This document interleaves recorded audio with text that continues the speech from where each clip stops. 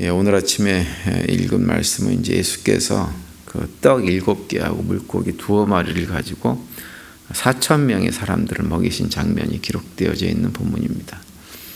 비슷한 내용이 마가복음 6장에도 언급되고 있죠. 거기에서는 오병이어를 가지고 5,000명의 사람들을 먹였던 기록이 나오는데 오늘 본문에 이제 4,000명을 먹이신 사건이 기록되어져 있습니다.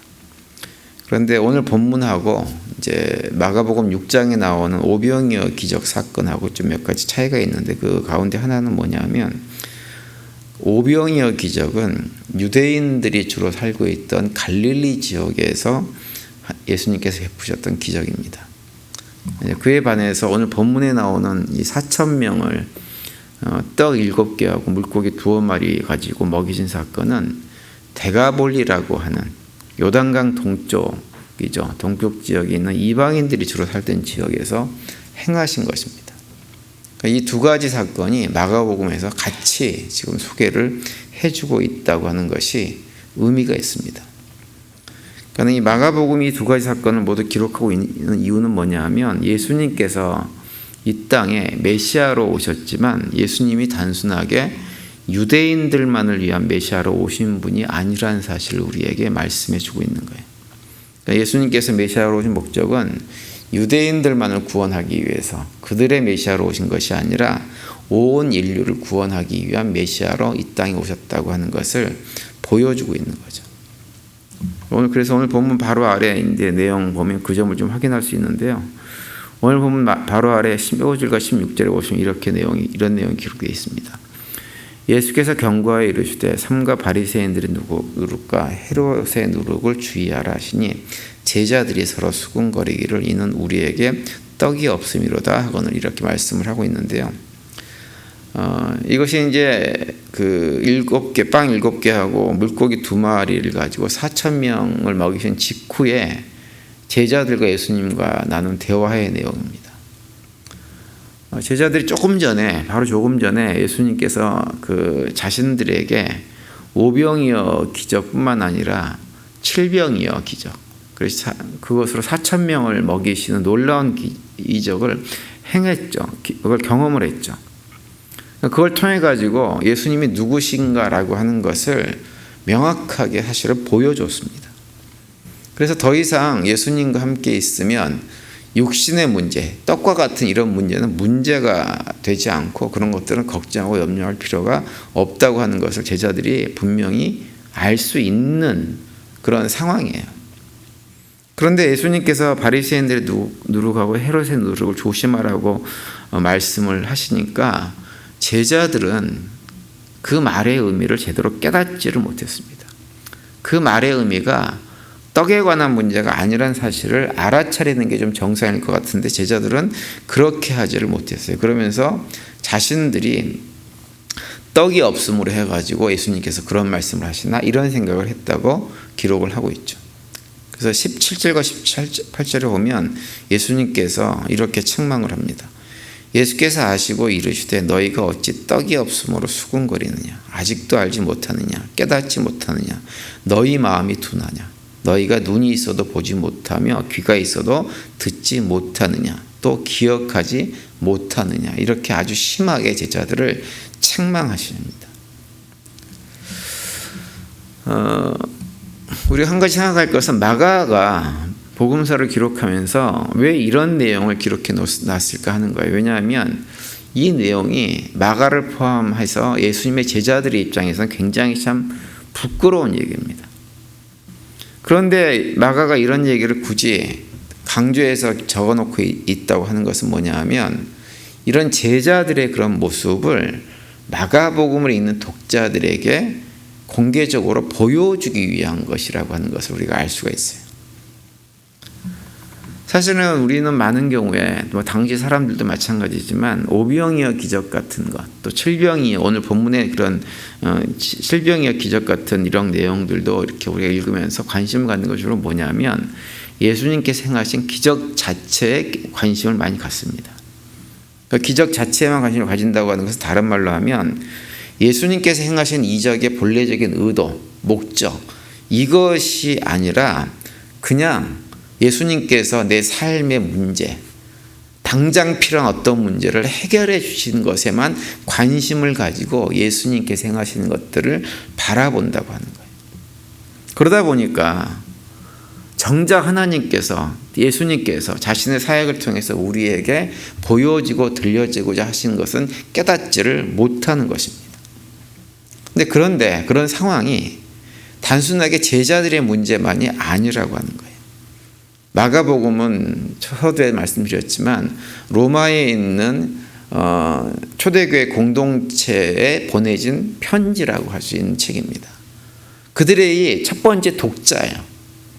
그런데 그 교회 성도들도 당시에 제자들과 똑같은 생각을 가지고 신앙생활을 했을 가능성이 굉장히 많았고, 그들에게 제자들의 모습을 보여주면서 제자들이 깨달음이 없었던 것처럼 너희들도 그래서는 안 된다라고 하는 것을 말씀하고 있는 거죠. 그러니까 로마에 있었던 교회들의 상황을, 당시 상황은 어떤 상황이냐면 로마 제국의 핍박이 갈수록 심해지고 있었던 시기입니다.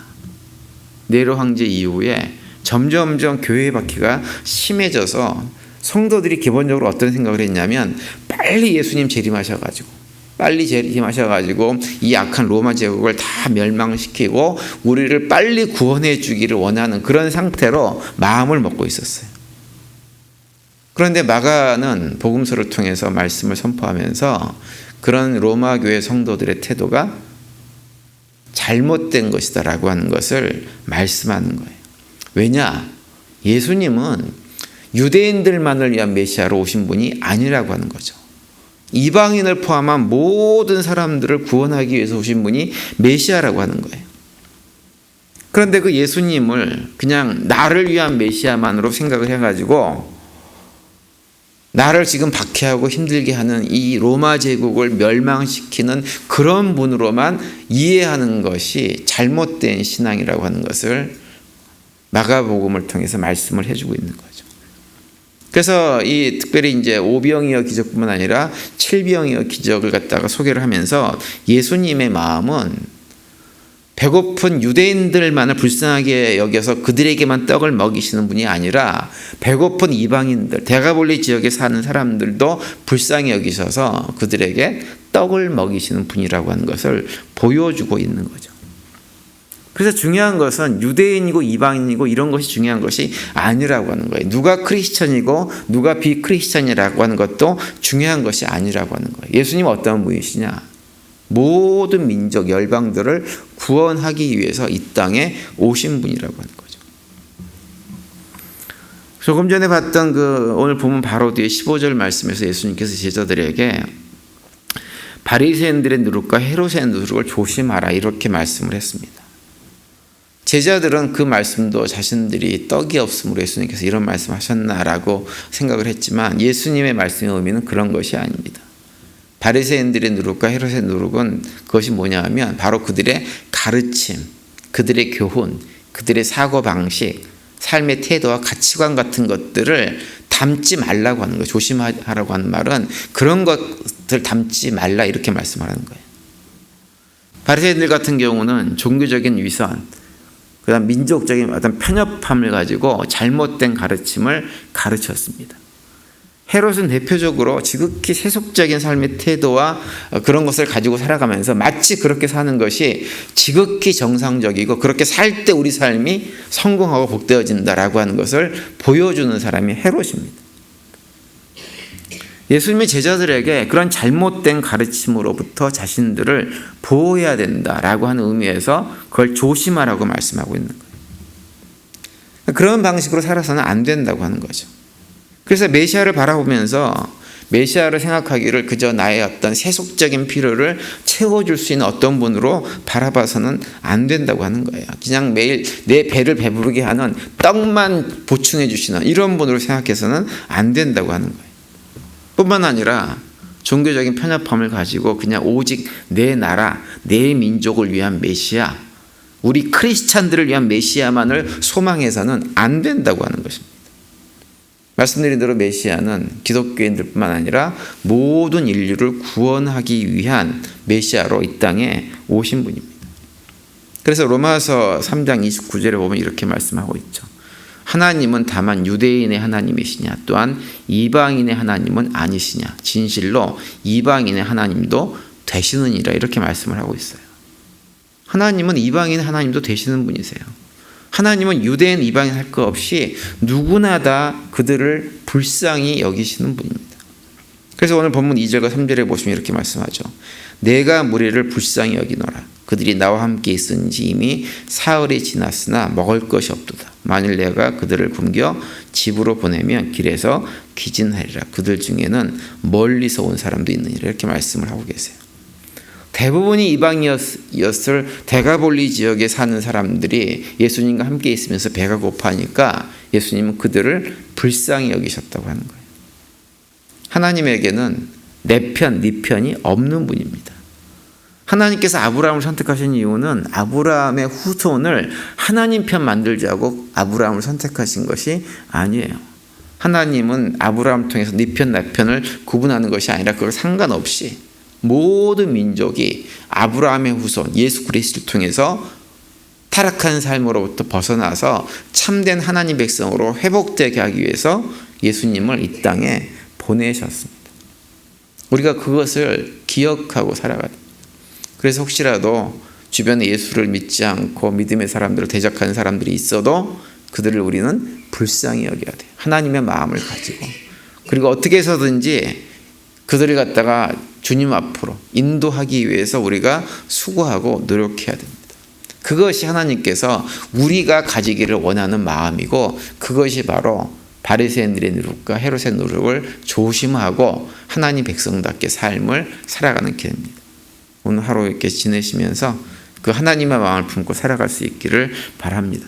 유대인들뿐만 아니라 이방인도 불쌍히 여기셨던 그 예수님의 마음을 품고 특별히 서로가 서로를 믿음의 공동체 안에서는 서로가 서로를 더욱더 불쌍히 여기는 가운데 하나님의 은혜, 주님의 은혜를 구하는 그런 삶을 살아가는 우리 모두가 되시길 바랍니다.